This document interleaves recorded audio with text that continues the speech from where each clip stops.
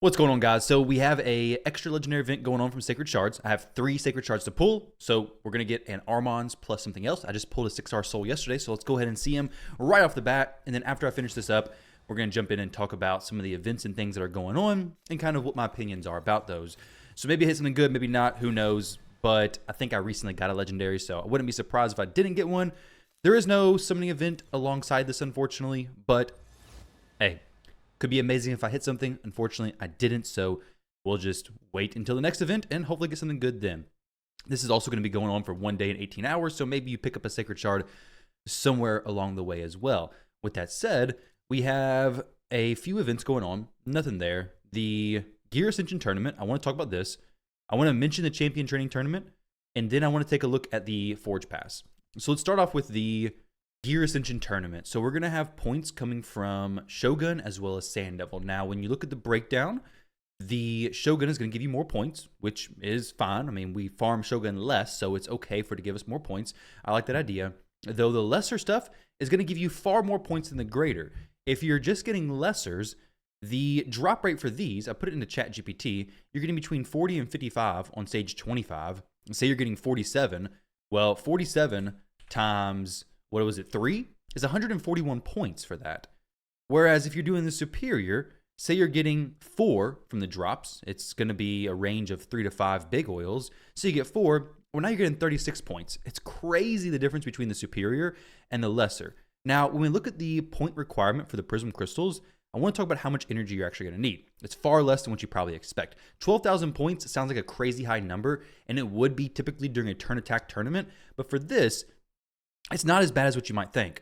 So I asked ChatGPT how much energy it was going to take me. I put the drop rates in here, which, by the way, if you ever want to figure this out yourself, just do this. I went to the Hell Hades stages tool to see what the drop rates were. I threw it in here, and it gave me an average and said, okay, this is how much energy you're going to need for both of these stages. So if I was going to do oil only, so only Sand Devil, it's going to be 3,200 energy. If I was going to do extract only, it's going to be 2,900 energy. And if I was going to do a mix, so maybe 1,500, I could ask it to expand on that a little bit more. How much energy in each place? It'll be 3,000 energy. So you're looking at basically 3,000 energy to finish this event, which for me is more than worth it. That's assuming stage 25. It's one of the most important dungeons to farm. If you don't regularly do it, this is the time to do it. 3,000 energy into it, not a problem whatsoever. You're going to be picking up an Immortal Soulstone, Ancient Shard, some Primal Quartz, which eventually be a Primal Shard to give you that rare champion you've been looking for, and maybe you pick up an Ancient Shard on the side over here as well. So these events are definitely worth going for. And of course, the Prism Crystal could be a Harima, or it could be a champion who you don't want, you never even considered wanting, just somebody garbage down here at the bottom, which is more realistic. It's probably going to be one of these champions, unfortunately. But I definitely recommend going for this event, getting it finished out, and actually getting this Prism Crystal, even if it's most likely going to be garbage. Now, on to the next area that I want to talk about. That's going to be the Forge Pass. So, if you want me to expand on this more, I can. Defiant Gear is, in my opinion, one of the worst Forge Pass sets because it's so niche. You don't need a ton of it. However, the materials and rewards you're going to get from the Forge Pass is very good. Also, you have a chance of forging a piece with a quad roll speed or a quad roll something really powerful. You don't need that much Defiant Gear. Typically, you buy 1 or 2 Defiant Forge Passes, and you're probably good to go in Defiant. But with that said, you're also picking up protection accessories. You're getting some 5-star glyphs. You're getting Chaos Ore. You're getting, let's see what else you're getting. Some mythical Chaos Ore as well. Some legendary protection gear, accessories. You're getting probably more protection accessories there. You're getting the mythical Defiant set at the end. So even outside of that, this gold pass is $20. If you're farming, this is going to help you get more silver. The XP boost, I think there's a silver boost as well, isn't there? Forge pass, okay. Yeah, 10% XP and silver. There's a little silver icon, I guess, next to that. I never know what the silver icon is because I never have silver. Well, I do have silver here. But either way, the silver plus experience boost is good. If you're progressing through the game, it's also going to be really good if you're going for this champion training event. So in my opinion, the Forge Pass is always an amazing value, even if the gear set isn't top tier.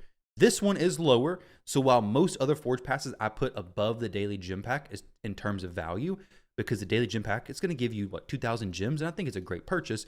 But if it's between one or the other, I'm going to go the Forge Pass 9 times out of 10, because having that gear is something you're just not going to get if you're even spending all those gems just farming gear in dungeons. Now, the gems are very valuable, don't get me wrong, but this is just so powerful for so many accounts. Now, the reason why this set is not really my favorite is because the extra defense plus the defense or the damage ignore is very specific. So one, you kind of got to put it on a defense-based champion to get the maximum value from it. I know Ash did a video with a Defiant set on Harima, which is good. It's awesome. It's a really cool build, works for him, and a lot of fun. I've used Defiant set before on champions like Artak and Elva for Ice Golem, and it does help mitigate some of that damage, but it's not a set like Instinct where you can just throw it on a ton of your champions and just filler pieces, right? Like, you're not going to use it in areas where there's a lot of single target damage coming. It's going to be powerful in PvP, but not against all teams. Like a Rotos, he's not going to care about this on your champion whatsoever. A Marius, on the other hand, he is going to really care about this. I mean, you subtract 15%, maybe you go to 30%. I mean, you're looking at a big chunk of damage being reduced. So if you were doing this, you could run 2 Defiant sets plus a 4-piece of Stone Skin.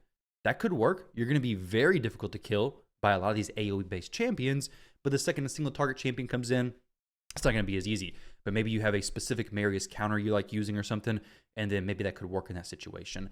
But while it's not my favorite set, while I do rank it pretty low as far as all the Forge passes, I do think that $20 is still a very good value for this because of everything else you're picking up along the way, the fact that you could still forge good pieces, and the fact that this isn't a bad set. It's not going to be useless. It's just not going to be something you're using on a bunch of your champions. But it is a 2-piece set, so it's very easy to fit in your builds, like your support champions in the new Faction Wars.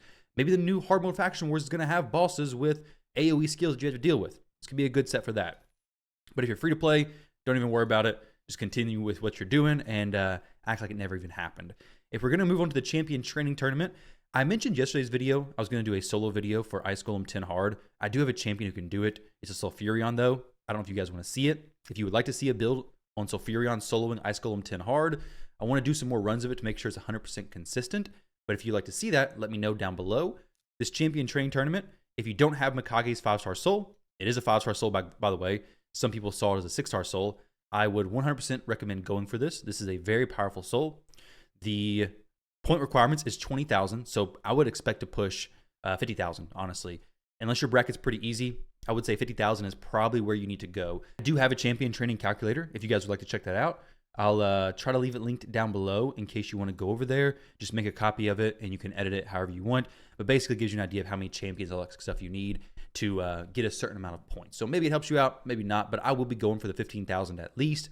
Pick up half an Eternal Soulstone because I'm going to be waiting around for the Marius, once I summon him, to pop a lot of Eternal Soulstones, hopefully. Hopefully we're going to have a good stockpile then. But either way, that is the breakdown. This event, if you don't have a lot of Sacred Shards and you are going to be kind of tight on the next fusion, don't do it. It's not worth it unless you know you're, well, actually Mercy for Sacreds is kind of irrelevant to be honest, but it's a kind of a long shot. You can pull a few if you want. For my situation, I had 3. It's like, well, I have other shards saved up. I could just use those. Not a huge deal. I'm also not free to play, so I could purchase if I need to. But either way, this is a good event if you hit it. It's a useless event if you don't because there's nothing going alongside it. There's also no rush. You could wait 1 day and 18 hours or 1 day and 15 hours to pull, and you're going to be fine. You're going to be good to go. But those are my opinions, my breakdown of these events. This one's good. Definitely go for this if you don't have Mikage Soul. Ice Golem Turn Attack. I can do a solo video if you'd like to see that. I tried doing solo Artak, and even with a pretty stacked build, he's just not able to do it consistently, unfortunately. This was his build. 106,000 HP, 320 speed. I mean, maybe if I jacked his speed way up, he could do it. But this is a big Artak, and he's still not doing it very consistently. Granted, I did have Merciless. I could probably put Defiant even on him. It would reduce the damage from the Ice Golem Slam. That could be a situation where it works. Less impactful Slam. Okay, now we're looking at maybe some more actually effectiveness from this Artak in Ice Golem. So maybe something worth trying out. And then for the accessories, I could maybe fit a Blood Shield in there. Switch his Blessing over to the Blood Shield one. Maybe something along those lines. We'll see. But man, oh man, do I need to do a gear cleanse. I need to get on that. Either way, guys, thank you all very much for watching.